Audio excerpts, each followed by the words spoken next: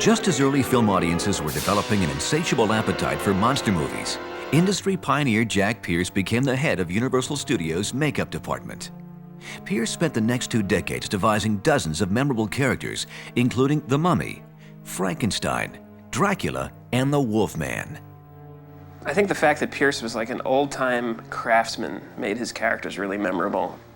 And he didn't have the sophisticated techniques we have today.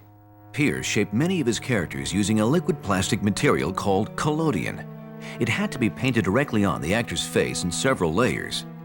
On Frankenstein, the process was so laborious and painful that Boris Karloff often slept in his makeup rather than having it reapplied the next day.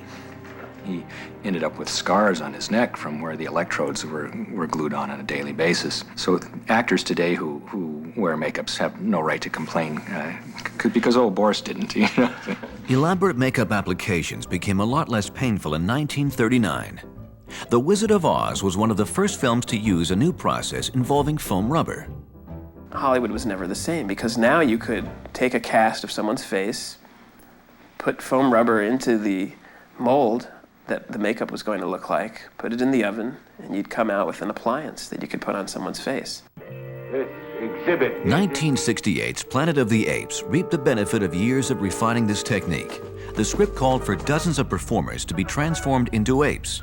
Legendary makeup artist John Chambers rose to the challenge and created Hollywood's first makeup assembly line. It allowed him to design, construct, and fit thousands of mask appliances during the film's incredibly busy shooting schedule. They would design the makeups during the day. They'd put foam latex into the molds at night.